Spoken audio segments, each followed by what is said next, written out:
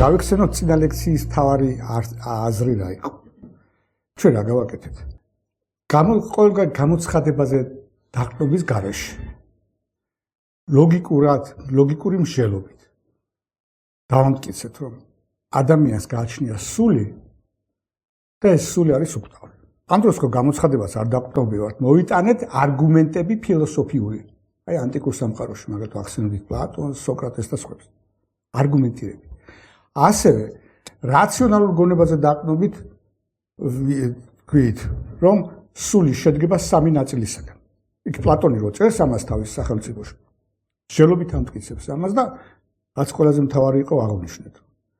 თუ კი ადამიანს უნდა სურს რომ ქონდეს სწორი მსოფლმხედველობა, იცოდეს კარგად რა არის სიკეთე, რა არის ბოროტება, რა არის თავისუფლება, აუცილებლად უნდა გაითვალისწინოს, რომ ადამიანს გააჩნია სული და შედგება სამი ნაწილისაგან. აი ეს იყო ჩვენი წინა ლექციის მთავარი საკითხი. ისე ჩვენ კი ვახსენეთ იქ სახარება და გამოცხადება, მაგრამ ვახსენეთ არა როგორც არგუმენტი, რომ რასაც ვლაპარაკობთ ის ჭეშმარიტია, არამედ როგორც აღვენიშნა უბრალოდ. რასაც ძველი ბერძნები და ფილოსოფოსები ლაპარაკობდნენ სულის არსებობაზე, სულის უკტავებაზე, მის შემადგენელ ნაწილებზე, აი ამას ეთანხმება ქრისტიანული გამოცხადება. ეს იმიტომ კი არა, რომ ქრისტიანობა ამ ფილოსოფოსებისგან აიღო. არა, ეს ფილოსოფოსები ლაპარაკობდნენ ჭეშმარიტებას. მაგრამ ჩვენ ვიცით, რომ ადამიანის გონების კომპეტენციას დამაჯერებლობას თავისი საზღვრები გააჩნია. სადღაც ადამიანის გონება დამაჯერებელია, სადღაც არაკომპეტენტური. აი მაგალითად, როდესაც ჩვენ გვაინტერესებს, როგორია ადამიანის საიქიო ცხოვრება და როგორ უნდა მივახციოთ იქ, აქ უკვე მეცნიერება და რაციონალური გონება ვეღარ დაგვეხმარება. იმიტომ რომ თქვენ ნახეთ რა არის მსჯელობა, რას ნიშნავს. აი ჩვენ როდესაც მსჯელობთ, რას ვაკეთებთ, რაღაც ვიცით, მე ლოგიკურად უდგებით აი იმ ინფორმაციას, რაც ვიცით და გამოგვაქვს დასკვნები, ხო? მაგრამ საიქიო ცხოვრებაზე ჩვენ არაფერი არ ვიცით, არაფერი გამოცდილება არ აქვს. მეცნიერება და რაციონალური გონება ვერაფერ სანდოს ვერ მოგვაწოდებს. რატო? იმიტომ რომ გამოცდილება არ აქვს საიქიო ცხოვრებისა. პირად. აქ ერთადერთი ავტორიტეტი არის რელიგია. ეს აი წარგეთ წინამამები ამბობენ ეს რაღაც. აი ხშირად ეკითხებოდნენ წინამამებს, როგორია სათასასუფლებელი. თვითონ გამოცხადება აქვს მისტიკური გამოცდილება, მაგრამ ამბობენ რომ აი როგორც პავლე მოციქულიემოს ვერც ენა გამოხატავს იმას, ვერც გონებას არ ჩვენი გონება, ჩვენი ენა, ჩვენი შესაძლებლობები არის აბსოლუტურად გამოუსადეგარი, როდესაც საქმე დგება იმ რეალობაზე სალაპარაკოთ, რაც საიქიო ცხოვრება და სათასასუფლებელი. აი პავლე მოციქული ამბობს, რომ არ არსებობს სიტყვები, რომლითაც ჩვენ შეგვეძლოს მისი გამოხატვა. აი წინამამებს ეკითხებიან, რომ როცა ეკითხებოდნენ რას, როგორია საიქიო ცხოვრება, ესეთ რაღაცას პასუხობენ. აი წარმოიდგინეთ ბავშვი დედის მუცელში. როგორ კომფორტაბელურად, თბილად და კარგადაც არ უნდა გზნობდეს თავს, ვერც კი წარმოიდგენს, რომ შეეძლოს. თუ რა ელოდება დაბადების შემდეგ, ხო? აი წარმოიდგინეთ სად დედის მუცელი და სადაც სამყაროში დაიბადება, ხედავს თებს, ზღვებს, ვარსკვლავებს, ხო წარმოუდგენლად განსხვავებული სამყარო, წარმოუდგენლად. მაგრამ ეს ორივე მაინც ბუნებრივია. ეს რადიკალურად განსხვავებული, მაგრამ მაინც ბუნებრივი ფენომენია. აი რაც შეეხება სათასასუფლებლობას და საიქიო ცხოვრებას, წინამამები ამბობენ, რომ ის არის მადლისმიერი რეალობა, ღვთაებრივი რეალობა, ამიტომ ისეთი დიდი განსხვავება აქაურ ყოფასა და იმას ზეციურ ყოფას შორის, რომ ვერც კი შეადარებ დედის მუცელში ყოფას და ადამიანისას და დაბადების შემდეგ მის გარეგან მდგომარეობას. უზარმაზარი სხვაობა. ამიტომ ბუნებრივია, რომ ადამიანს ყოველთვის აინტერესებდა როგორი იყო საიქიო ცხოვრება და ამ დროს ცდილობდნენ რელიგიისაგან გაეგო. მაგრამ აქ მეორე მთავარი პრობლემაა შემდეგ, რომელი რელიგია სწორი. იმიტომ რომ სხვადასხვა რელიგია, სხვადასხვა შეხედულება აქვს ღმერთზე, სხვადასხვა შეხედულება აქვს სულზე, სხვადასხვა შეხედულება აქვს საიქიო ცხოვრებას. ძველად ხალხმა შეამჩნია ესეთი რაღაც. როდესაც ადამიანი იწყებს საიქიო ცხოვრებაზე ფიქრს, ყველაზე მეტად მაშინ იბადება ცრურწმენები. ცრურწმენა, აი ლათინურად, ცრურწმენა შეესაბამება სიტყვას superstitio. და ნეტარი superstitio სიტყვით ნიშნავს ზედგომას რაღაცაზე. და ნეტარი ავგუსტინე ამბობს, ზედგომაში იგულისხმება საფლავებზე დგომაო. ანუ ადამიანი რო ცდილობდა დაემყარებინა, თქო გაეგო რა ხდება სათასასუფლებელში, ან გარდაცვალების შემდეგ ცდილობდა კავშირი დაემყარებინა მათი მიცვალებულების სული, აი სპირიტიზმი რო არის. აი ზოგიერთი რელიგიური პრაქტიკა, მეტი არაფერი არაა თუ არ წინაპრების სულებთან კავშირის მცდელობა. აი იაპონური რელიგია, აფრიკული რელიგიები, მეტი სხვა არაფერი არა. მაგრამ ნეტარი ავგუსტინიამოს ეს ყველაზე საშიში გზაა. აქ ყველა ცდება. ჭკვიანი ხარ, ჭკვიანურად შეცდები. სულელი ხარ, სულელურად შეცდები. აუცილებლად შეცდები, იმიტომ რომ ჭეშმარიტი ღმერთის გარდა ვერავინ ვერ გერტყვის, შენ როგორია საიქიო ცხოვრება. ეხ თანამედროვე ეპოქაში ითვლება, რომ ყველა რელიგია თანასწორია და კარგია და სექტანტებს ეძახიან ინტელექტუალურ ხალხს და ინტელექტუალურ თავისუფლებას, მაგრამ რელიგიურმა საზოგადოებებმა იციან, რომ არაფერი ისეთი საშიში არ არის, როგორც გზასასწრელი რელიგიურობა. სექტანტი შეიძლება ადგეს და მთელი ხალხი და თქვას, რომ ხვალ არის აღსასრული სამყაროსი. და მოაკლევინოს მის სექტის წევრებს თავი. ასე ხდება მოხდა იაპონიაში, მოხდა შვეიცარიაში და ასე. რომის სახელმწიფო დევნიდა ენდობოდა მარტო ტრადიციულ რელიგიურობას და დევნიდა აი ასეთ სრუმორწმუნეებს, იმიტომ იცოდნენ რომ ეს ძალიან საშიშია. საშიში არა მარტო იმიტომ რომ ის დანიშნულების ადგილზე ვერ მიგიყვარს, თუ სწორი არასწორია რელიგია, ვერ გასწავლის, როგორ მოემზადოს საიქიო ცხოვრებისათვის, არა მარტო ამას ვერ გასწავლის, აი მიწაზე ცხოვრებისასაც საშიშია. ამიტომ ყველაზე უმთავრესი პრობლემა რა არის? ყველაზე უმთავრესი პრობლემაა გავიგოთ როგორია ვიპოვოთ რომელია სწორი რელიგია და გავიგოთ რას გვეუბნება აი სწორი რელიგია ამის შესახებ. კიდევ ერთხელ მოვიყვე რატომაა ეს კარგი. აი იესო ქრისტე ამბობს ესეთ რაღაცა. რას ვამსგავსო სასופველით სათავე. ნახეთ რა სიტყვას ყოლას. რას ვამსგავსო? რატო ლაპარაკობს ვამსგავსო? რატო არ იწყებს მსჯელობას? იმიტომ რომ თვითონ იცის სათასასופველი ღმერთია და ადამიანებს არ უნახავს. ამიტომ ადამიანებთან უნდა რაღაცით ილუსტრაცია გააკეთო. ის რაც რაზე ჩვენ გამოცდილება გვაქვს, იქ მსჯელობა შეიძლება და დასკვნების გაკეთება, მაგრამ ის რაც ჩვენ არ ვიცით, იქ უნდა ილაპარაკო მარტო პარაბოლებით, მიმსგავსებით, იგავებით. იგავი არის მიმსგავსებული თხრობა. იგავი არ არის ისტორიული თხრობა, იგავი არის სიმბოლოების ენა. თეოლოგიური ენა, მაგრამ სიმბოლოებისა. აი, ეხლა მე მინდა თქვენ მოგიყვანოთ არგუმენტები, რომელიც გიჩვენებს რაციონალურად, რომ ქრისტიანობა და მართლმადიდებლობა არის ჭეშმარიტი რელიგია. და სხვები ესეთი არ არის. დასაწყისში არ ახშობდეთ ამის გამო. ჯუროთ არგუმენტები არსებობს. ეხლა თქვენ შეიძლება მე მკითხოს, კი მაგრამ თქვენ რა იცით? თქვენ ხართ მართლმადიდებელი ქრისტიანი, ხო არა ხარ ბუდისტი, ინდუისტი, მუსულმანი? რა იცი შენ რომ ქრისტიანობა ყველაზე კარგია? არ არის აუცილებელი ყველა რელიგიის მიმდევარი იყო, რომ გაარჩიო რომელი რელიგიაა სწორი და რომელი არა. მე უამრავი მანქანაა, თქვათ, ფირმა, რომელშიც არასოდეს არ ჩამჯდავა. მაგრამ არსებობს კრიტერიუმები, რომ გავარკვიო, რომელი მანქანა ჯობია მეორეს.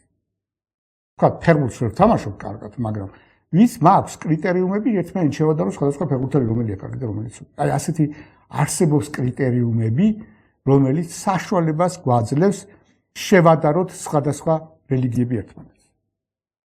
და ამოვარჩიოთ იქ და რომელია ასეთი კრიტერიუმები არის ძალიან ბევრი. და მთელი არის მთელი დარგი თეოლოგიაში აპოლოგეტიკა ქვია, რომელსაც მოყავს არგუმენტები მართლმადიდებლური რელიგიის ქრისტიანობის სასარგებლოდ, რაციონალური არგუმენტები. მინდა ჩემი აზრით ყველაზე ორ მთავარ გარემოებაზე ვისაუბრო, რომელიც ახასიათებს მხოლოდ და მხოლოდ ქრისტიანობას. მართლმადიდებლობა ქრისტიანობის ყველაზე სწორი ფორმაა. ამაზე თუ მე თუ მკითხავთ, კითხოთ რა. და სხვა რელიგიებში არა. აი მაგალითად პირველი რა. აი ამ ორზე შევჩერდები, ამიტომ აი ეს დავიმახსოვროთ. პირველი რა. ქრისტიანული რელიგიის წმინდა წერილის ენა არის რადიკალურად განსხვავებული სხვა რელიგიების ენისაგან. დაზგულისხმობ ამაში. აი მე თქვენ გითხარით, რომ ის რაც არიცი, რასაც არ გინახავს შენს გამოცდილებაში არ არის, მას შეიძლება ლაპარაკი მარტო იგავური პოეტური ენით. რაღაცას ამსგავსებ. აი როგორც ქრისტე ლაპარაკო, რას ვამსგავსო სასופველით სათავე. აი თქვენ გადახედეთ, აი სხვა რელიგიების მითოლოგიას. აი ამක ძველი ბერძნული მითოლოგია. შეიძლება ეს მეცნიერულად გადაამოწრო, რასაც ძველი ბერძნული მითოლოგია რა თქმა უნდა არა. ეს სიმბოლური ენაა. ახლა თქვენ მეცნიერულად როგორ გინდათ გადაამოწროთ? ტროას ომში ჩამოვიდა ზევსი, აფროდიტე, ათინა და ისინი სხვადასხვა მხარეს იჭერდნენ ამ მეომრებისას. ეს არის თხრობა მიგანიშნებს ბერძენი ამ მითოლოგიური ძალიან ღრმა რაღაცებს, მაგრამ ეს ისტორიული ფაქტები არა და ვერ გადაამოწრებ. ქრისტიანობა ამ ხრივ არის განსაკუთრებული რელიგია. რატო? რომ ქრისტიანობა ერთადერთი რელიგიაა, სადაც ღმერთი შემოვიდა ისტორიაში, გახდა ადამიანი ამ სიტყვის ნამდვილი მნიშვნელობა.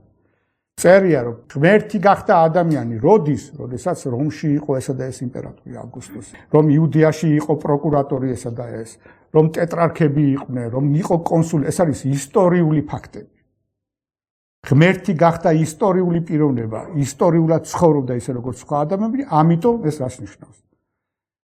ქრისტიანული რელიგია, რასაც გეუბნება წმინდა წერილი, მეცნიერულად გადამოწმებადია. აი მაგალითად, ისიც პამინდა. ჩვენ ვიცით რომ ისტორიაში არსებობდა დიდი ისტორიული ფიგურა. აი მაგალითად ცეზარი ან ალექსანდრე მაკედონელი. ჩვენ დროის მანქანა არ აგვაქვს და ვერ გადავალთ დროში და რომ შევისწავლოთ რას აკეთებდა ცეზარი, როგორ მოკლეს კაპიტოლიუმი იყო თუ სხვაგან, ან სად მოკვდა ალექსანდრე მაკედონელი, ინდოეთში იყო მართლა თუ არა, მოიგო თუ არა ის ომები, რომელსაც ეხლა როგორი მეთოდებით ვასკვნით, რომ აი ეს მოსული თხრობა არის სწორი. რას აკეთებენ ეს? ჯერ ხდება წყაროების ანალიზი და მე კონტენტ ანალიზი ეს ეძახიან ისტორიკოსები. რას აკეთებენ? სწავლობენ იმ წყაროებს, რომელიც ლაპარაკობს აი თქვა ცეზარზე. ისტორიული წყაროები. და თან არჩევენ. რაც უფრო მეტია ესეთი წყარო, მით უფრო კარგია. თუ ერთმანეთს შეადარებ. განსაკუთრებით უნდა ენდო ისეთ ავტორებს, რომლებიც გეოგრაფიულად და დროის მიხედვით ყველაზე ახლოს იდგენ იმ მოვლენებთან, რომელსაც აღწერენ. რაც უფრო შორს ახარ გეოგრაფიულად, რაც უფრო დროით დაშორებული ხარ, უფრო დიდი შანსია, რომ შენი ინფორმაცია არასწორია, დამახინჯებულია. ეს ერთი. არჩევენ წყაროებს, რომელიც ძალიან ახლოს იყო აი მოვლენებთან, რომელსაც აღწერს. გეოგრაფიულად და დროის. მე რა ხდება? ეს არის წყაროების შერჩევა. მე არის კონტენტ ანალიზი. კონტენტ ანალიზი რა არის? აი სხვადასხვა წყარო ლაპარაკობს მაგათად თუ კი ყველა წყარო ერთმანეთს ემთხვევა, ზუსტად ერთ და იგივეს ლაპარაკობენ არსებიდან. ამაზე ბედნიერი შემთხვევა ისტორიკოსისთვის არ არსებობს და უეჭველი ფაქტია, როდესაც ერთმანეთსაგან დამოუკიდებელი სხვადასხვა წყარო ლაპარაკობს ერთ და იგივე. მაგრამ თუ განსხვავდებიან, მე იწყება მუშაობა რაზე? აი ვთქვათ, როცა განსხვავებულია ეს წყაროები, რომელიც შეიძლება იყოს უფრო მიკერძოებული, ან რატომ? ვთქვათ, რომელი ინფორმაციაზე ლაპარაკობს უფრო მეტად, ეს ამაზე ჩვენ მარტივ რაღაცას ვამბობთ, ეს არის მეცნიერული მეთოდები, ხო? აი წარმოვიდგინოთ მიუკერძოებელი ისტორიკოსი. აი რომელიც არც ქრისტიანია და არც ქრისტიანობის მტერია. და ეს პროფესიონალი ისტორიკოსი აი ამ მეთოდებით იკვლევს წმინდა წერილს. ანუ წყაროებს, რომელიც ლაპარაკობს იესო ქრისტეს შესახებ. ეხლა პირველი საკითხი რა არის? ის წყაროები, რომლებიც მოვიდა ჩვენთან ქრისტიანობის შესახებ, რომელია ყველაზე ახლო და რამდენად სანდოა ის, რამდენად შეურყვნელად დაუმახინჯებლად მოვიდა ჩვენამდე, ხო? ეს ყველაზე ბუნებრივი კითხვაა. აი ჩვენ გვაქვს 4 სახარება, ხო? აი ყველაზე ახლოს იესო ქრისტესთან ცხოვრებასთან გეოგრაფიულად და დროით არის სახარებები და მოციქულთა წერილები. აი ახალ აღთქმაში არის 27 წიგნი, რომელიც დაწერა 4 მახარებელმა, 4 მოციქულმა, ხო? ეს არის სახარებები და ეპისტოლეები. ეს ყველაზე ახლო წყაროა იესო ქრისტეს მიწერ ცხოვრებასთან. და ისმის კითხვა. ჩვენამდე რომ მოვიდა, ახლა 21 საუკუნეში ვართ. ჩვენ რა გვაქვს? ჩვენ აი ეს ახალი აღთქმის წიგნები და ეპისტოლეები. ისინი დაუმახინჯებელია თუ არა? ამის გადამოწმების საშუალება გვაქვს, რატო გვაქვს? 24,000 ხელნაწერი. რომელიც ზოგი ფრაგმენტებით, ზოგი სრულით, რომელმაც მოიტანა ჩვენამდე ახალი აღთქმის ტექსტი. აი მაგალითად ესეთი კურიოზი, რომელსაც განუმეორ სახარებები და ეპისტოლეები დაწერილია პირველ საუკუნეში, ბუნებრივია, ხო? იესო ქრისტე 33 თუ ამბობენ ახლა 30 სინამდვილეშიო 33-ში კი არ ეცვა ჯვარს, ქრონოლოგიურ და ამაზე არ გელაპარაკე, რაღაც 2-3 წელი რაღაც. როგორც კი ჯვარს ეცვა იესო ქრისტე, ძალიან მალე დაიწერა სახარებები და ეპისტოლეები. ყველაზე გვიან დაიწერა იონეს სახარება, ეს პირველი საუკუნის ბოლოა. ყველაზე ადრე დაიწერა ეპისტოლეები, პავლესი და სხვების, მერე სახარებები, მარკოზი, მათე, ლუკა, შემდეგ იოანე. ეს აი როგორც გითხარით, იოანე ყველაზე ბოლოს დაიწერა. ამის შემდეგ აი პატრისტიკაში ცნობილი ეგრეთვე სამოციქულო მამების პერიოდი. ეს ისეთი ხალხია, რომელიც მოციქულის მოწაფეებია, რომლებიც ავრცელებენ ქრისტიანობას. ისინი მათ ნაწერებში ხვდებით უამრავი ციტირება სახარებით. არის ესეთი სოფელი დურა ევროპა სირიაში. გათხარეს ამერიკელებმა 1935 წელს და აღმოაჩინეს ფრაგმენტი იოანეს სახარებისა. და მეცნიერებმა დაასკვნეს. სულაც არ იყვნენ ისინი მოწონე და ზოგი ქრისტიანიც არ იყო და თქვეს რომ ეს ხელნაწერი ეს ფრაგმენტი იოანეს სახარებისა 20 წელია სხვაობა ორიგინალსა და ამ გადაწყვეტილების შორის. წარმოგიდგენთ 20 წელი, ეს არის წარმოუდგენელი რაღაც. აი მაგალითად ჩვენ მეცნიერებს რომ უნდა დაადგინოთ რომელია ყველაზე ავთენტური ტექსტი პლატონის დიალოგების. ყველაზე ძველი ხელნაწერი რომელია იცი მე-10 საუკუნისაა ჩვენ წერდა ანუ რა პლატონის ორიგინალსა და ყველაზე ძველ ხელნაწერს შორის არის 15 საუკუნე განსხვავება და აი სახარებაში არის 20 წელი ხო წარმოგიდგენთ ახლა ასტრონომიული სხვაობა აი იესო ქრისტეს ცხოვრებასთან პირველი საუკუნე მეორე საუკუნე მესამე საუკუნე მეოთხე საუკუნე უამრავი მამა უამრავი ავტორი წერს თავის შრომებს მოყავს ციტატები ამ ციტატებს თუ ჩვენ შევკრებთ ერთად შეგვიძლია აღვადგინოთ ლიანად მთელი სახარება და არსებითი სხვაობა არა შეიძლება რაღაცა გადამწერის დროს რაღაც სიტყვა პატარა არის შეღაწერილი ან მაგრამ არსებითი სხვაობა ესე უნიკალური შემთხვევა უნიკალური ამას თავისი მიზეზები აქვს ჩვენამდე ძველი აღქმას და ახალი აღქმას მოვიდა ფაქტიურად დაუმახინჯებლად აი ესე ეხა მეორე აი ისტორიკოსი დადგება იტყვის აი თუ მიუკერძებელი კაცი არა მიუკერძებელი კაცია თუ ეს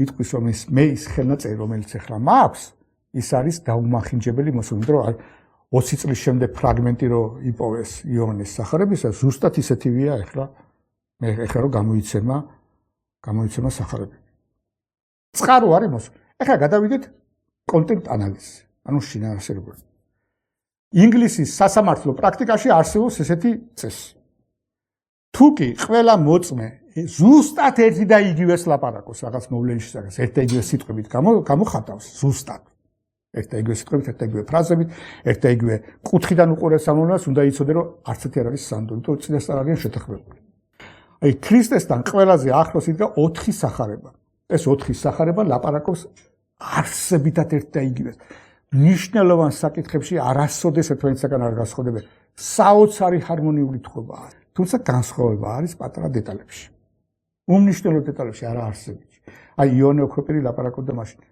ესო რატომ ხდება ასეო ერთმანეთს არ ეწინააღმდეგებიან აი მაგალითად ერთი მაგალითად რომ მოვიყოლო ერთი მახარებელი ლაპარაკობს რომ ორი ავაზაკი რომელიც ჯვარს ეცვა ქრისტესთან ისინი გმობდნენ იესო ქრისტეს ორივე მეორე მახარებელი ლაპარაკობს ერთმა ავაზაკმა უთხრა მეორეს რომ რატომ გმობო ქრისტესო ესო მართალი კაციო და ჩვენ დავიმსახურეთ ეს ორი განსხვავებული თხოვაა მაგრამ ერთმანეთს ეწინააღმდეგება არ ეწინააღმდეგება რატომ არ ეწინააღმდეგება ადრე ორივე გმობდა მე ერთმა შეინა ესეთი რაღაცეებია განსხვავებულად ზოგი დამსწრეებს ზოგი ლაპარაკობს რომ იქ მოვლენას ესწრებოდა 3 ზოგი ლაპარაკობს 2 ეს ერთმანეთის საწინააღმდეგო კი არა სხვა მახარებელს სჭირდება თავისი თხრობისთვის ელემენტები და აი თავარს გამოყოფს განსხვავდებიან ერთმანეთს არსებითად ლაპარაკობენ ერთ და იგივეს მაგრამ დეტალებში არის განსხვავება იონე ოქროპირი ამბობს ეს იმიტომ არის განსხვავება რომ ისინი წინასწარ არ ყოფილან შეთანხმებული და 4-ვე ლაპარაკობს ერთნაირ ჭეშმარიტებას ამ ჭეშმარიტების მთავარი ელემენტი რა არის ახალი აღთქმის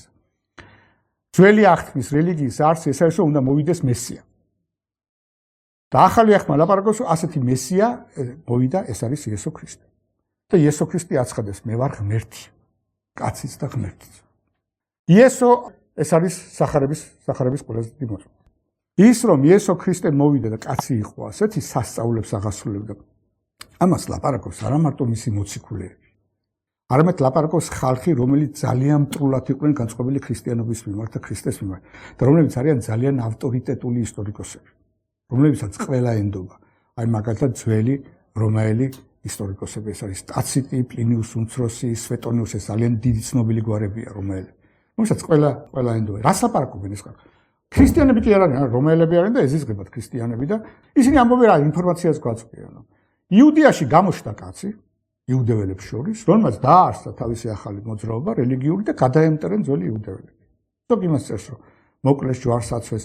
ტაციტი იმასაც ლაპარაკობს რომ იესო ქრისტესო პრეტენზია ჰქონდა რომ ღმერთი იყო. თვითონ არ წამს ის. Truli pozitivიდან წერს, მაგრამ აღნიშნავს ფაქტს.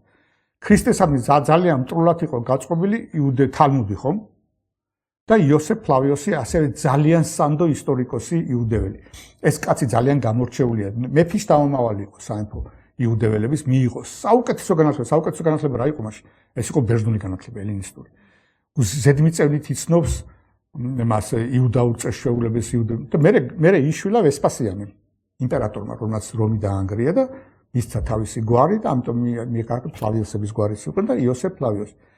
ეს კაცი არის ერთ-ერთი ყველაზე სანდო ისტორიკოსი, როდესაც საქმე ეხება ძველი ებრაელების ისტორიას. აი დაწერა ისტორია იუდეველთა შესახებ, სიძველეთა შესახებ, იუდეური ომების შესახებ და აი ეს კაციც ლაპარაკობს. რომ იუდეაში გამოჩნდა ეს კაცი, იესო ქრისტე, რომელმაც აიყოლია ხალხი იუდეველები. და თალმუდში წერია, სასწაულებს აღასრულებდა, იქ წერია, რომ მივიდა ერთი იუდეველი რაბინა და ეუბნება, რომ ეს აგერო ეს იეშუა აღასრულებსო სასწაულებსო.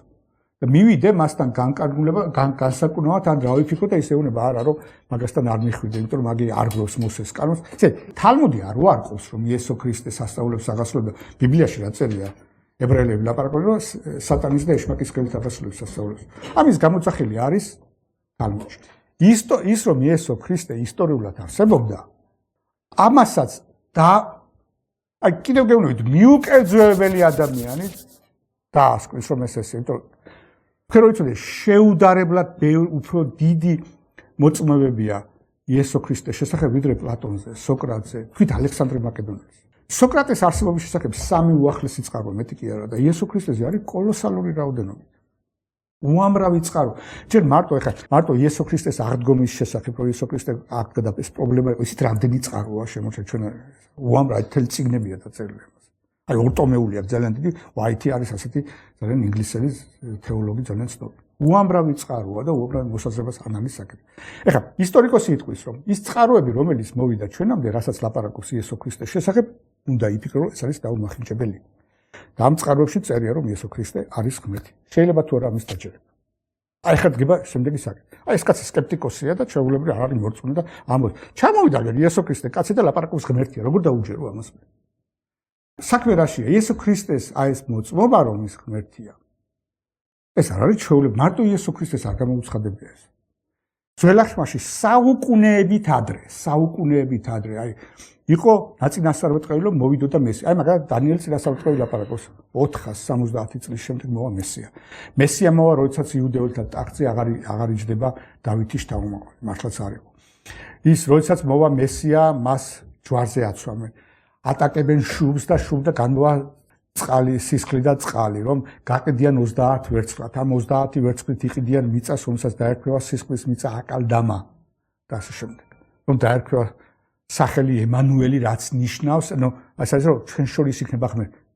იესო ქრისტეზე, ან მეორე ტაძარში, იესო ქრისტეზე აღსრულდა ყველაფერი. თქვენ შეგიძლიათ ამის ანალოგია. ან ბუდაზე, ან მუჰამედზე, ან მანზე, ან რომელიმე სხვა რელიგიურ ლიდერზე იყოს საუკუნეებით ადრე ნაწინასწარმეტყველი და ასეთი დეტალები. ამ დეტალების სიმულაცია იყო აბსოლუტურად შეუძლებელი, იმიტომ უამრავია. ზოგიერთი გარეგანია, ზოგიერთი სულიერი. აი მაგალითად, როდესაც რაღაც ნიშანი ახსოვდებოდა იესო ქრისტეში, მოციქულებიც კი ვერ ხვდებოდნენ და იესო ქრისტე განუმარტავდა, აი ახლა ახსრულდა ეს ჩემზე ახსრულდა ეს წინასწარმეტყველება, რომელიც ნაწინასწარმეტყველება იყო საუკუნეებით წინ. ეს ერთი. მეორე. იესო ქრისტე ლაპარაკობს რომ ის ღმერთი. აქ არის ორი შემთხვევა, ორი შესაძლებელი. აი კაცია და ლაპარაკობს, ეს კონტექსტია იუდაური. წარმოგიდგენთ, აი იუდეველებში კაცი, რომელსაც დევნია, ზოგი აფურთხებს, ზოგი იმასა ლაპარაკობს რომ მე ვარ ღმერთი. და იუდაური კონტექსტი როგორია, რომ ღმერთის აი მოსე რომ დავიდეს ცეცხლოვან იმას რომ დაინახავს ბურჯს, ფეხზე გაიხდის. ებრაელი ვერ ბედავს იესო, ღმერთის სახელის წარმოთქმას. აი იეჰოვას.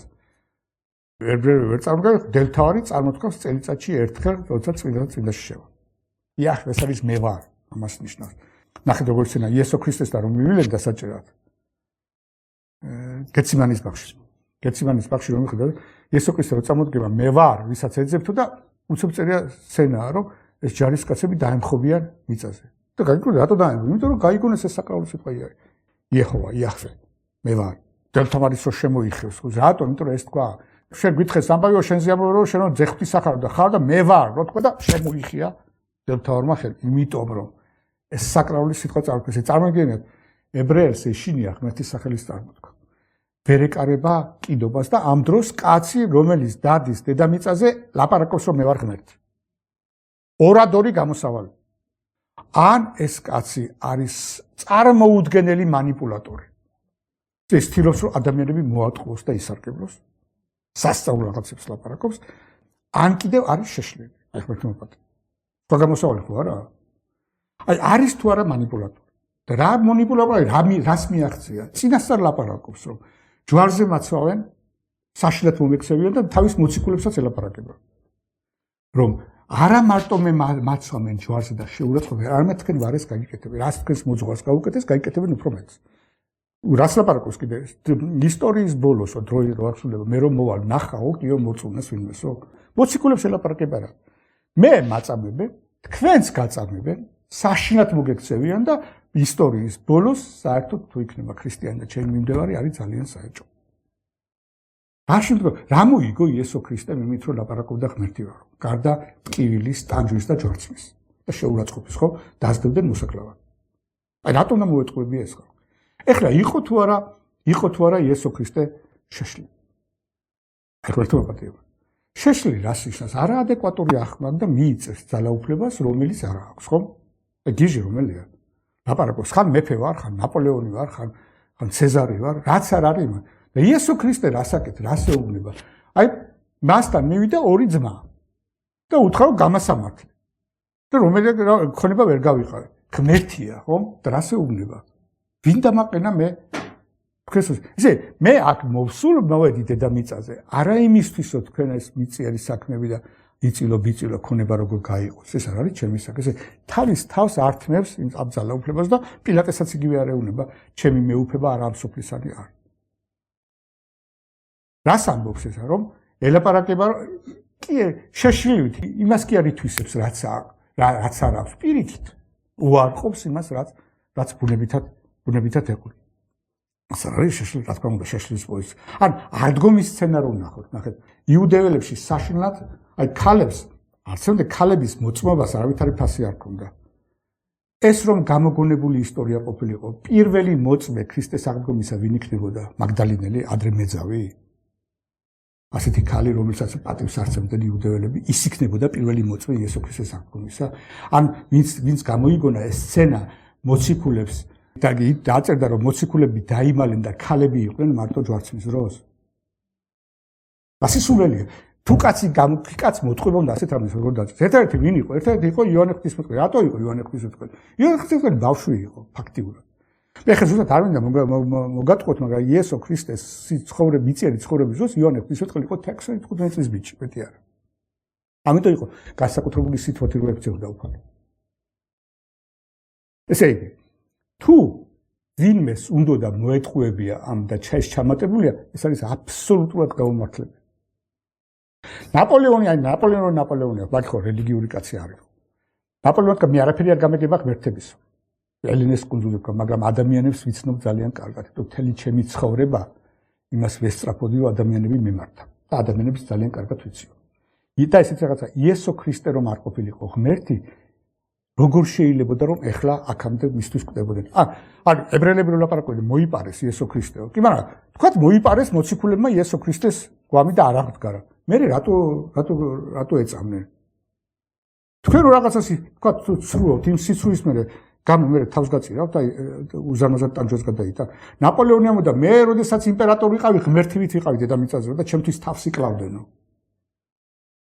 აი მაგრამ როდა პოლონეთში უნდა მდინარე რო არის რაღაცა რომ უნდა გადასულიყო ისა ნაპოლეონი აინტერესებდა იქ უნდა გაეზომა მდინარე როგორ იყო და მთელი პოლონელების პოლკი გადახდა იქ და ბევრი დაიხჩო და აღმერთებდნენ ნაპოლეონს სანამ ცოცხალი იყო იმპერატორი ეხლაო მე რომ გადასახლებული და იმპერატორი არა ვინ მოკვდება ჩვენს ან ვინ მოკვდება ცეზარისთვის ან ალექსანდრე მაკედონელის ბაში ღმერთებივით იყვნენ და ეხლა იესო ქრისტესთვის ეხლაც კვდებიან როდესაც მუსულმანი კვდება რელიგიის მუჰამედისთვის კი არ კვდება ის კვდება ალაჰისთვის იმიტომ ალაჰი ღმერთი გონია ქრისტიანი კვდება ქრისტესთვის რომელიც კაცი იყო აი ეს დიდი განსხვავებაა ისე ნაპოლეონი უბრალოდ ამას ლაპარაკობდა იესო ქრისტე რომ არ ყოფილიყო ღმერთი და ყოფილიყო კაცი შეუძლებელია ამ ილუზიას აქამდე გაეძლო და ადამიანები ეხლა კვდებოდნენ მისგან კარგი ეხლა როგორც გითხარით ასეთი არგუმენტები უბრალოდ არის ძალიან ბევრი და მე ეხლა გადავიდე უფრო მთავარ არგუმენტებს მეორე მთავარი არგუმენტები იმის სასარგებლოდ რომ ქრისტიანობა ღვთაებრივი არის შინაგანი არგუმენტები შინაგანი არგუმენტი რას ნიშნავს აი ის რაც ადამიანურია ექვემდებარება ადამიანურ მოლოდინებს ადამიანურ ლოგიკას ადამიანურ ძალისხმევას მიზნებს და ასე შემდეგ და ღვთაებრივი ლოგიკა არის განსხვავებული და ძალიან ხშირად, აი პავლე მოციქული მაგასაც ძალიან ხშირად ემტერება ეწინააღმდეგება ისინი ერთმანეთს. აი ქრისტიანობაო ამბობს პავლე მოციქული, იუდეველებისთვის არის საცდური და ელინებისათვის არის უბუნურება. სასტურის როცა ლაპარაკობს, ეს სიტყვა ბერძნული არის სკანდალოს. სკანდალო ნიშნავს, აი ბერძნული სიტყვა სკანდალო არის ისაც გაიგონებ და გაოცებისაგან შეხტები. რას მელაპარაკება ეს კაცი? აი ასეთიაო ქრისტიანობა. მართლაც ესეთი. აი ესე ძალიან ბევრი სკანდალურია ქრისტიანობა კარგი აზრით, არა იმიტომ რომ სულელური, არა იმიტომ რომ მოულოდნელია. აი ნახეთ, ერთ სცენას გეტყვით, ახლა ისიც გვამინდა. როდესაც იესო ქრისტე ეუბნება თავის მოწაფეებს, რომ მე ჯვარს ვეცვევი, მომკლავი და მე აღდგები, ხო? პეტრე მოციქულის ადამიანური რეაქცია რა არის? არ წახვიდე უფალო. აი ჯვარს არ ეცვეო და რას ეუბნება უფალო? გამოდი ჩემგან სატანა. ეხლა ამაზე ბუნებრივი რა არის? პეტრეს უყვარს თავისი მოძღვარი და ადამიანური ლოგიკით ეუბნება, არ წახვიდე რომ იუდეველებმა და შენმა მტრებმა არაფერი დაგიშავა. ცოცხალი დარჩი. ეს ხო ძალიან ბუნებრივი ადამიანური ლოგიკაა. და იესო ქრისტე რას ეუბნება სატანა მოწინააღმდეგე თვითონ პეტრეს კი ეძახს. ესო სატანის საქმეს აკეთებ მე მეწინააღმდეგე. რომ არ იცის პეტრე რას ლაპარაკობს. ღვთაებრივი ლოგიკაა რომ კაცობრიობა სჭირდება გამოხსნა. აი ლუკა მოხარებელის ასლაპარაკოს ფერისვალების დროს. როდესაც უფალს ელაპარაკება ესა ეცხადება ელია და მოსე წინასწარმეტყვი. და პეტრე ლაპარაკობს რომ უფალო კარგია აქ სამ კარავს დავდგავს ერთი შენთვის, ერთი მოსესთვის, ერთი ელიასთვის და მახარებელი ლაპარაკობს არ იცოდა რას ლაპარაკობს. აქ იმას კი არ ლაპარაკობს რომ პეტრე სულელია. ან ისეთი თვალია რომ არ იცის რას ლაპარაკობს. არ იცოდა რა? არ იცის ღვთის განგებულება. რატომ უნდა დატოვოს ღმერთმა, რატომ მოხდა ეს ფერისცვალების სცენა და რომ იესო ქრისტემ უნდა ეწამოს, იმიტომ რომ ამის გარეშე გამოხსნა არ მოხდება. ეს არის ის თვითონ კაცია. ადამიანური ლოგიკა, ადამიანური სრულები წინააღმდეგობაში მოდის ღვთაებრივთან. აი ჩვენ ნახავთ ახლა რამოდენიმე თვისებას სახარებისას, რომელიცშიც აი პირდაპირ ჩანს რომ სახარება არის ღვთაებრივი წარმომავლობის. იმიტომ რომ არა აქვს ის ადამიანური ლოგიკა, ის დაღდაღსმული არ არის იმ ეპოქით, როგორც სხვა, როგორც ახასიათებს რელიგიებს და რელიგიურ მოძრაობებს, რომელიც არ არის ღვთაებრივი წარმოშობა. აი ავიღოთ ახლა რამოდენიმე ეს ვილაპარაკეთ, ავიღოთ ერთ-ერთი პირველი. აი ძალიან უცნაური რამ. თქვენ კითხეთ მუსულმანს, ვინ არის კარგი მუსულმანი და გაგცემ ძალიან ლოგიკურ პასუხს. კარგი მუსულმანი არის ის, ვინც ზედმიწევნით აღასრულებს შარიათის კანონებს. რომ მუჰამედმა დაგიტოვა შარიათის კანონები, რომ ახსასრულო. ესე თუ შენ წვენა გაქვს, კარგი მუსულმანი ხარ, ესტრაფი რომ შარიათის კანონები აღასრულო. იგივე კითხეთ იუდეველს. იუდეველი გეტყვის რომ უნდა აღასრულოს ჯულის საქმეები. და მაშინ ხარ კარგი იუდეველი. ქრისტიანობაში ესეა? არ არის. ქრისტიანობაში არ ნიშნავს შენ ყველა ზედმიწევნით აღასრულებ შენს წესებს არ ნიშნავს რომ კაი ქრისტიანი. აი მაგალითად ფარისეველი. ფარისევლები ზედმიწევნით აღასრულებდნენ წესებს და არის სცენა სახარებაში რომ ფარისეველი და მეზორე ლოცულობს. ფარისეველი ვინ არის? ფარისეველი არ კიდევ ვიმეორე, ფარისეველი არის კაცი, რომელიც თელი ცხოვრება ცდილობდა რომ წესები აესრულებინა გარეგან და ეს კაცი ეკლესიაში ლაპარაკობს. სხვა კაც კი არ ელაპარაკება, ღმერთს ელაპარაკება ლოცვის დროს.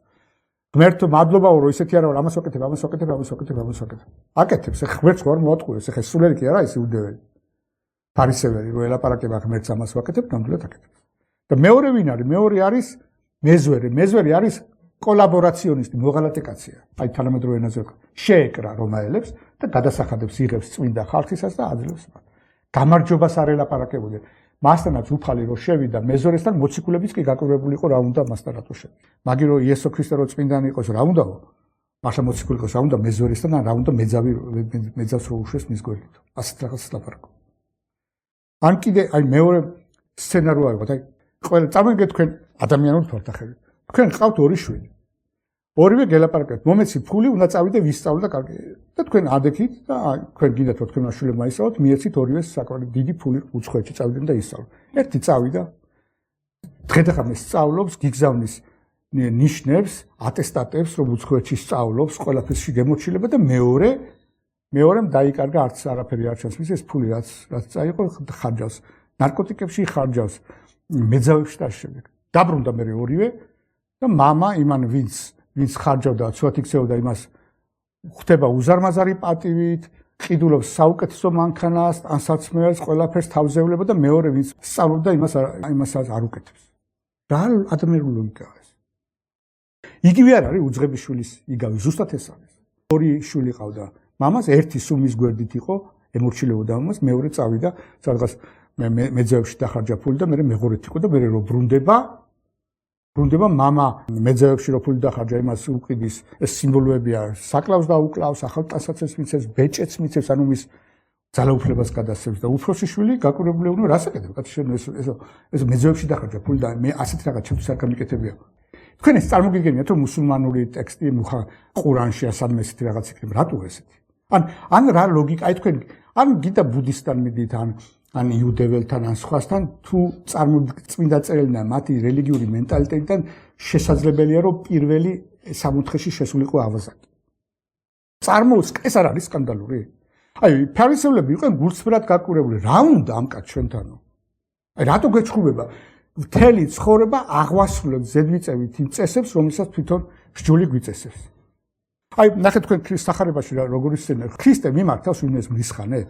აი ვაი თქვენ და ელაპარაკებ მეძავებს კვლელებს ელაპარაკება სიყვარული რომ მე თქვენთვის მოვედი რომ ისა ექიმი ჭირდება ბრმას და ავანტყოფს ასე ელაპარაკება და ვის ეჩხუბება ფარისევლებს რომლებიც გარეგნულად ძალიან ჭეშმარიტ სწორად ხდება რატომ ხდება ეს იმიტომ რომ ღმერთის კრიტერიუმი განსხვავებული ადამიანური კრიტერიუმისაა ჩვენ ადამიანებს შეგვიძლია შევაფასოთ მეორე ადამიანის ცხოვრება და ისე მისი ქმედებებით მაგრამ ღმერთის ხანაა თაფასებ რატო დაუკლა საკლავი უძღებს შვილს მეორეს რომელიც არ ემორჩილებოდა აი შორიდან მოდის დახვდა მამამისი გზაში და გადაეხვია და იმიტომ რომ გულს ხედავს ვისაც რომ მოდიოდა ეს უძღების შვილი რას ლაპარაკობს უძღების შვილი ლაპარაკობს მე მამის შვილების გზი არა ესე იცის ამ უძღებას შვილმა რომ რაც არ უნდა მიცეს მამამისმა მისი დამსახურება კი არა წყალობაა და უფროსი შვილი რას უფროსი შვილს რომ იცავ უფროსი შვილი ეთქოს მეკუთვნის უნდა მოეცაპა რა სულ მაგის გვერდზე ყველაფერს ვაკეთებ როგორც ხელფას ისე მიიღებ აი ამიტომ არ აწვი ესე აი მეზორი და ფარისეველიც იგივე არის რატო გამართდა ეს მეზერე იმიტომ რომ ლაპარაკო თავს ვერ წერდა გვერდო მილქნე მეცოდისა ის კი ტრაბახობს გვერდის ჩამას ვაკეთებ კი არ ლოცულობს ტრაბახობს გვერდის წინაშე ავაზაკიც იმიტომ შეუშვა რომ ამაზაკი ტანჯი უზარმაზარით აგონიის დროს ლაპარაკობს რომ მე ვარ ცოდილი აბა ჩვენო ადამიანს რო კბილი ატკივდეს პატარა რას ლაპარაკობს პირველი ტკვის გვერდო რა გადავაშავე ესეთ რომ კბილი მტკივა აყური მტკივა ხო იმ წუთში თავის მართლებაზე გადადის ღმერთო რა და ეს კაცი უზარმაზარი ტანჯვის დროს ლაპარაკობს იმას რომ მე დამნაშავე ვარ და რასაც ვიმსახურებ ეს არის აი ამის გამო ესე თამდაბლობის დანახვა ადამიანში შეუძლია მხოლოდ ღმერთს გულს მხოლოდ ღმერთს საერთოდ წმინდანები ამბობენ რომ თამდაბლობაც ყველაზე დიდი საიდუმლოებაა თამდაბალი ადამიანი არის ისეთი ადამიანი რომელიც თავის გულს უყურებს ღმერთის თვალებით აი არის ესეთი დასავლელი მამა წმინდანი არ არის, მაგრამ ძალიან ჭკვიანი კაცი იყო, თომა აქვინელი და თომა აქვინელი ეს რაღაც ლაპარაკობს. წარმოგიდგენთ 10 წმინდანი. განან ერთად. თითოეული მათგანი გულწრფელადაა დარწმუნებული, რომ არის ყველაზე ცოდვილი. ადამიანური ლოგიკით ეს სისულელეა. როგორ შეიძლება 10 კაციდან 10 თითოეული იყოს ყველაზე ცოდვილი? ნუ ადამიანური ლოგიკა გეუბნება, რომ ერთია მართლაც ყველაზე ცოდვილი, დანარჩენი ან აფერისტობს, ან კიდე შეცდომაში შესულ. ილუზიაში. მაგრამ თომა აქვინელი ამბობს ეს მართლაც სწორია. იმიტომ რომ მადლს არ ილუზია კი არ მაქვს, ჭეშმარიტება მაქვს. რაც უფრო წმინდა ადამიანი, მით უფრო ღრმა არის და ნათელი მისი ხედვა, მისი გულის, რაც უფრო ზუსტად, რაც უფრო მკვეთრად ხედავ შენ გულს, მით უფრო ხედავ შენში გაცემულ ადამიანური ბუნების გამოვლენებას. რაც უფრო წმინდა. ეს 10 წმინდანი, რომელიც ლაპარაკობს, რომ მე ყველაზე ცოდული არ, ყველა 10-ვე მართალია, თავის თავს უყურებს მადლის ღმერთის თვალებით და არ ადამიანის. ეს ყველაზე დიდი საიდუმლოებაა. ისე რატომაა ასეთი უცნაური ქრისტიანობა? იმიტომ რომ ადამიანს აფასებს თამდავლობით, რაც გულში დამალულია, რასაც ღმერთი ხედავს და არა კაცი. მუჰამედი კაცი იყო და როგორ იტყოდა ასეთ კრიტერიუმებს, რაც ღმერთის ძალაში. აი მეორე კიდე რა უცნაურზე უცნაური რაღაც. რაზე ბრაზდება იესო ქრისტე და რაზე აქებს თავის მოციქულს. აი პეტრეს უთხრა რომ შენ ხარ მცირედ მორწმუნე წყალზე რო ვერ გაიარა. მოკითხულობ ამას. აი ჩვეულებრივი ადამიანი კითხავს. რას ნიშნავს? წყალზე გავსვლა ადამიანისთვისაა? რატომ უნდა გაივლო პეტრეს წყალზე? ვინ უნახავს ადამიანის წყალზე? ქრისტე უბრალოდ მცირედ მორწმუნე ხარ წყალზე რო დაიხო. მართას და მარიამს ეუბნება თქვენ ხართ მცირედ მორწმუნეები რომ არ გჯერათ რომ თქვენი ძმა არ არის მკვდარი. გულისხმობს რომ აგვადგენთ და ეს მაგ წამდეს. 4 დღის მკვდარი რომელიც აკროლებულია უკვე იქ იხსნება. როგორ უნდა დაეჯარებინა ადამიანურად მარიამს და მართას, რომ ის კვეთით აღგებოდა. რა ესე ნახეთ, ერთეუნება შენ მორწმუნე ხარ Ani ცირად მორწმუნე ხარ. Წმენას ეძახის არა იმას კი რომ იესო ქრისტეს ძალა გწავს. იმიტომ რომ მართას და მარიას წამდა რომ იესო ქრისტეში განსაკუთრებული ძალა იყო უთხრეს მოძღვარო შენო ჩვენთან ყოფილიყავით შენი ძმა არ მოკდებოდაო. პეტრე რა ვერ ხედავდა იესო ქრისტე რო წყალზე დადიოდა ხედავდა. და იცის რომ იესო ქრისტეში ძალაა უზარმაზარი ღვთაებრივი ძალაა მაშინ. მაგრამ მურწმუნო არის იმიტომ რომ არ ჯერდო თვითონ შეუძლია წყალზე გავა. აი რო განიკურნება ვიღაცა იესო ქრისტე რასეუნება შენ მარ წმენამ გადაგარჩინა. სოფლებში სადაც წმენის ნაკლებობის გამო არ შევიდა და სასწაულებს არ ახდენდა. ესე რასეუნება წმენას რაც ეძახის იესო ქრისტე ხედავ. იმას კი არა რომ უბრალოდ დაიჯერო რომ იესო ქრისტე ღმერთი, არამედ გწამდეს ის რომ შენ შეგიძლია მთები დასძრა თუ სწორად გწავს. ადამიანი დაიწყებს მოქმედებას როგორც ღმერთი. თუ სწორად წამს თავდაბლობა. აი ამას ეძახის წვერს. ნახე და ადამიანისაგან ითხოვს ქრისტე რომ იცხოვრე და იმოქმედე როგორც ღმერთი. ეს შეეძლო ადამიანს მოეთხოვა. საიდან მოუვა ჩვეულებრივ ადამიანს? თუნდაც წინასწარმეტყველი იყოს, თუნდაც ბძენი იყოს, ადამიანს მოთხოვოს ღმერთივი ცხოვრება. ამის უფლება აქვს მხოლოდ ღმერთს და ღმერთს შეუძლია ღმერთს მოუვა თავში ესეთი რაღაც. აი კიდევ ესეთი რაღაც. აი წარმოგიდგენთ ჩვეულებრივი ადამიანი, რომელიც ეძებს რელიგიას. რატომ ეძებენ ადამიანები რელიგიურ ცხოვრებას და რელიგია რატო აინტერესებს? უმრავლესობა, აბსოლუტური უმრავლესობა ღმერთთან მიდის რატომ? იმიტომ რომ გზნობს რომ უსამართლობაა ეს ქვეყანა. და ლაპარაკობს რომ ღმერთთან მაინც ვიპოვი სამართალს ვიდრე ამ სოფელში. ამიტომ ბუნებრივზე ბუნებრივი ადამიანური მოთხოვნილება რომ ახალი რელიგია მოიტანს სოციალურ სამართლიანობას და გამოიყენებს დედამიწაზე ყველაზე ძლიერ ძალას სახელმწიფოს რომ ეს სამართლიანობა დაამყაროს. აი, როცა ისლამი წარმოიშვა მუჰამედმა წარდაბადა, რა თქვა, პირველი აქტი რა იყო, წერილები დაუგზავნა მაშინელ იმპერატორებს, რომელიც აზანზარებდნენ მაშინელ სოფლიოს, ეს იყო ბიზანტია და სპარსა. და უთხრა, რომ ჩემთან ღმერთია ალაჰიო და თუ თქვენ არ მოიქცევით ისლამზე, მოვალ და დავანგრე თქვენს იმპერიებს და მაშინ დაანგრია. ნახეთ რას ამბობს. რატიმე ჭეშმარიტი რელიგია მაქვს, ჩემი მისია რა არის, ღმერთის ძალას გამოვიყენებ პოლიტიკურ მანქანას და დავამყარებ დედამიწაზე წესრიგს. ეს ბუნებრივი რეფლექსია ეს. სხვა რელიგიებშიც ესეა. მათ ჭირდებათ რელიგია, იმიტომ რომ სამიწიარი სამართლიანობა და სახელმწიფოს გამოყენება ამ რელიგიის სამართლის დასამყარებლად. ქრისტე ამას აკეთებს. აი ხო გითხარით, რას ეუბნება?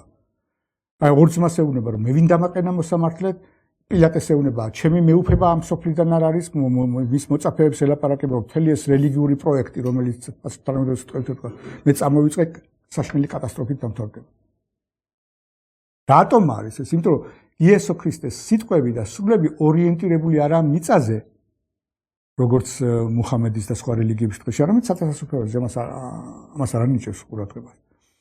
ყველა ადამიანურად წარმოშობილი რელიგიები, რატო წარმოიშობა რელიგია, რომ გელაპარაკება ახალი ტრიუმფალურია ძალიან. მუჰამედმა თქვა, რომ მანამდე გაძლიერდება და გავრცელდება ისლამი, სანამ ადამიანი მთვარეზე არ დაადგამს ფეხს. რატომ თუ ვერ წარმოედგინა ეს რომ ადამიანი როდესაც მთვარეზე მოხდება. იესო ქრისტე ამის საპირისპიროს ლაპარაკობს.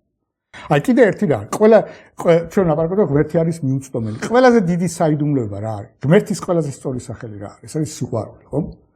აი ყველაზე მამები ლაპარაკობენ, ყველაზე დიდი საიდუმლოება, ყველაზე დიდი მოულოდნელი რამე ღმერთის სიყვარულია. აი ისე თქვა მინდა, თქვენ თქვა არის მეფე. მეფე უზადიდე ბიზანტიის იმპერატორი ან რუსეთის ცარი ან რა. და თქვენი ოჯახის წევრი არის ავად და მიხვიდე მეფესთან და უთხრა.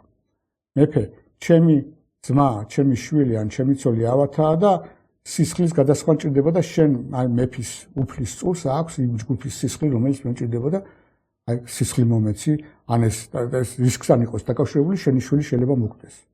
გაუბედავს უმი ამას მეფეს. აი თქვენ წარმოგიდგენიათ ჩვეულებრივი ადამიანი მივიდეს მეფესთან და უთხრას, რომ ჩემი შვილი ავათაა და შენი შვილი გაწირე სასიკვდილოდ, რომ მე ჩემი შვილი კარ. ეს არც ერთ ადამიანს აზრად არ მოუვა. და როგორ შეიძლება ეს ადამიანს გამოეგონებინა, თვითონ გამოეგონებინა რელიგია, სადაც ნათქვამია, რომ ღმერთმა გამოუშვა საკუთარი შვილი ადამიანების გასაცდელად. ან რა ლოგიკაა ამაში? ადამიანები ცოდავენ, ღმერთს ემტერებიან, გაუშვა მისი საყვარელი შვილი, ეს საყვარელი შვილი მოკლეს და მე ღმერთმა გამოაცხადა, რომ აი ჩემი საყვარელი შვილის მკვლელობის გამო მე თქვენ შეგირიგდებით და გადაგარჩენთ. რა ადამიანური ლოგიკაა? ან მე რო გითხარით, უძღების შვილის იგავიროა. წარმოიდგინეთ, კაცი რომ მოდის შენთან ეს შვილი. მამა არ ეკითხება ეს ფული სად დახარჯე, ან რატომ მოიქეცი ასე, რატომ მომატყუე, ან ეხლა რომ მოდიხარ, იქნებ კიდე კი ჩემი მოტყუება გინდა, ხო? ეს იგავი აი ეს იგავი უძღებიშვილის იგავი დაწერილია ღმერთის პოზიციიდან და აი ეს ღმერთის სიყვარულის ღმერთის პოზიციიდან. ეს თქვენ ახლა ძალიან ბევრ შვილები გყავთ ხო მაგა და იცით ეს გამოცდილებად პირადი გამოცდილები. თქვენ ვერ წარმოიდგენთ სანამ გათხოვდებოდით ან ცოლს მოიყვანეთ და შვილი გეყოლებოდათ ვერ წარმოიდგენთ რაც გააკეთებთ თქვენი შვილის გამო ხო? იმიტომ სიყვარული გამოცდილებაა უპირველეს ყოვლისა. აი როცა ზრდის შენ შვილს და ვიღაცა გიყვარს, აი ამ სიყვარულის პროცესში ისეთ რაღაცეებს ზავლენს წარმოქმნა. აი ზუსტად ამის ეს აბრკოლებს ადამიანს ვერ წარმოუდგენია სიმაღლე ღვთაებრივი სიყვარულისა, რომ ღმერთი შეიძლება სულელი ადამიანების გამო ჯვარზე ეცოს და ეწამოს. ეს არის ყველაზე განმასხვავებელი რამ, რაც ქრისტიანობს არც ერთ ადამიანს არ მოსულია. არც ერთ რელიგიაში არ ყოფილა, რომ ღმერთი სხვა რელიგიაში კი არა, რომ ღმერთები ადამიანის ფორმას იღებენ, მაგრამ ისინი მოჩვენებითია. რეალურად ღმერთი არსად არ იტანჯება ისე როგორც ადამიანი, რომ ეს არის მარტო ქრისტიანობა. ესეთ. შემდეგი თვისება კიდე რა არის? აი ყველაზე ადამიანები ყველა ეპოქაში შექმნილი რაღაც ადამიანურს აქვს დაღმა იმ ეპოქისა. აი მაგალითად რა. ძალიან პროგრესული იყო ისლამი იმ ეპოქაში, როცა წარმოიშვა, მაგრამ იმ ეპოქის დამახასიათებელი რა იყო? ქალი არ იყო მამაკაცის როლი. ქალი ნივთი იყო იმ ეპოქაში არაბეთში. და ეს შემორჩა ახლაც. შარიათის კანონის მიხედვით ქალი არის ნივთი, რომელიც ეკუთვნის ქმარს. რუსად ესე წერია. თუ შენ ნამდვილი მუსულმანი ხარ, ეს ასევე წერია, რომ შარიათი არის უმაღლესი კანონი. შარიათი განაგებს არა მარტო რელიგიური ადამიანის ცხოვრებას, არამედ ვაჭრობას და ყველაფერს. აი წარმოიდგინეთ, რომ ქრისტიანობა ეს ყოფილა. ქრისტიანობა რას გონია მიეცი კეისარს და კეისარს და ღვთისაქმეთ დაკერი ღვთაებრივი წარმოშობისაა ქრისტიანობა, ღმერთმა იცის, რომ ეკლესიას მოუწევდა არსებობა სხვადასხვა პოლიტიკურ სისტემაში და სხვადასხვა ეკონომიკურ სისტემაში, ამიტომ არც ერთი პოლიტიკური და ეკონომიკური სისტემა არ არის საკრალიზებული. ქრისტიანობა, თქვენ ნახავთ, როგორ უნდა იყოს ისა ეკონომიკური სისტემა, პოლიტიკური სისტემა. არა და ეს ინთხელად დიდი ცნობა, რომ ყველა რელიგიაშია. ისლამში არის შარიათი, ინდუიზმში არის კასტური სისტემა, ყველა რელიგიაში. აი, ადამიანი რო ცხოვრობს, რომელიღაცა საუკუნეში წარმოუდგენია, ეს ეკონომიკური ცხოვრება ყველაზე კარგია, ყველაზე სამართლიანი, ეს პოლიტიკა ყველაზე კარგია და ბუნებრივად ლაპარაკობს ამაზე და საკრალიზაციას ახდენს რელიგიის. ქრისტიანობაში არ არის ეს. და ახლა დავამთავრებ კიდევ ერთი, ანტინომიურიაო რა, აი, ისი თქვა მინდა. ეს არის სამგანზომილებიანი ნივთი ხომ? და წარმოვიდგინეთ, გვინდა რომ ამან ანაბეჭდი დატოვოს ორგანზომილებიანს. გააჩნია ან ესე და დეფანას. თუ ესე და აი თქვა გასვარეს ეს საღებავია. და გინდა გადაიტანო ორგანზომილები, ან ასე დადებ, ან ასე დადებ, ხო ესეა. თუ ასე დადებ, ანაბეჭდი იქნება მგვრალი, თუ ესე დადებ, ხაზი. ეს წრე და ხაზი განსხვავებულია ერთმანეთისაგან. რატომ? იმიტომ რომ ეს გვალია სამგანზომილებიანი, ეს ორგანზომილებიანი და ზუსტად ვერ გადადებ. ამიტომ ეს რომ გინდა გადაყვანა აი ამ ნივთისა ორგანზომილებიაში შეიძლება ერთმანეთის საწინააღმდეგო რაღაც მიიღო. ზოგი გეტყვის რომ აი თქვა სამგანზომილებიას რო ერხედავს ადამიანი და მის ანაბეჭდს უყურებს, იტყვის რომ ეს ბოთლი არის წრე, მეორე იტყვის რომ ხაზია. ორივე სწორია, იმიტომ ანაბეჭდი ესაა, მაგრამ ერთმანეთს ან ხაზი უნდა იყო, ან წრე, ხო? ეს რატომაა? ამიტომ გიმეორებ. ეს ბოთლი ვერ ეტევა ორგანზომილებიანს, ასია ღმერთი. ღმერთი ამ სამყაროში ვერ ეტევა სამყაროზე მაღლა, ამიტომ როცა ადამიანი იწყებს მასზე ფიქს, აუცილებლად წინააღმდეგობაში ვარდება. ქრისტიანობაში სამებაროა ღმერთი სამი ღმერთი იყოს და ერთი ღმერთი. იესო ქრისტე სრული კაცია, სრული ღმერთი. ღვთისმშობელი ქალწულია და შვა. ეს არის ანტინომია. ადამიანური თვალსაზრისით წინააღმდეგობრივი და ალოგიკურია. მაგრამ ქრისტიანობა გელაპარაკება რომ ეს ჭეშმარიტია, რატომაა იძულებული ხარ ეს აღიარო, იმიტომ რომ ის სხვა რეალობაა, შენი ყოფითი რეალობა არაა ღმერთი, ამიტომ ვარდები წინააღმდეგობაში. აი ფიზიკოსები რო არიან. ფიზიკოსებმა კვანტური ფიზიკა შექმნეს, ხომ? ჩვეულებრივი ადამიანები ღმერთს არ დალაპარაკობდა, არც ესა ჰაიზენბერგი და არც ბორი და არც ესა ფიზიკოსი დამარცხდა. და თქვენ ეს ერთი ლაპარაკოს ელემენტარული ნაწილაკი ეს არის ელექტრომაგნიტური ტალღა, მეორე ლაპარაკოს ელემენტარული ნაწილაკი ეს არის კორპუსკულური. ან ტალღა უნდა იყოს, ან კორპუსკულური, ერთმანეთს გამორიცხავს, მაგრამ იძულებული არიან. რომ ესე ელაპარაკო და ბორს რო კითხეს, რომ ეს დამატებითობის პრინციპია, როგორ შეიძლება კაცო ელემენტარული ნაწილაკი ერთდროულად ტალღა იყოსო, ელექტრონი და მეორე კიდე პატრა ნაწილაკი. თქვა, ეს ასე იმიტომ ხდება, რომ ჩვენი სიტყვები არის მიუსადაგებელი ელემენტარული ნაწილაკებისთვის. თუმცა ის გამოცდილებაში არ მოიცემა, ამიტომ ჩვენ არ გვაქვს ტერმინოლოგიური აპარატი, რომ ის რეალურად კარგად აღწევს. ზუსტად იგივეა ღმერთის შემთხვევაში. ქრისტიანობა არის რელიგია, რომელიც გასწავლის ღმერთზე წინააღმდეგობრივ დებულებებს. ამას კაცი ვერასოდეს ვერ მოიფიქრებდა. მუსულმანი რო წაიკითხა მუჰამედმა წაიკითხა თუ მოისმინა ქრისტიანობის შესახებ პირველი რა თქვა, აი სამებაზე რო ლაპარაკო, ეს ადამიანებმა დაამახინჯეს. როგორ შეიძლება სამი ღმერთი იყოსო? როგორ შეიძლება ღმერთს ყავდეს შვილი, ან პირველი ეს თქვა და გადააკეთა მონოთეიტობა და სხვა. როდესაც ერეტიკოსები არიან, პირველად იწყებენ აი ამის დამახინჯებას. თუ ქრისტიანობა რომ ყოფილიყო ადამიანის გამოგონებული და არა ღმერთისა, ვერ გაბედავდა ვერც სამებაზე ლაპარაკს და ვერც იესო ქრისტეს როგორც სულ ღმერთს და სულ კაცს ავასა. დიდი მადლობა.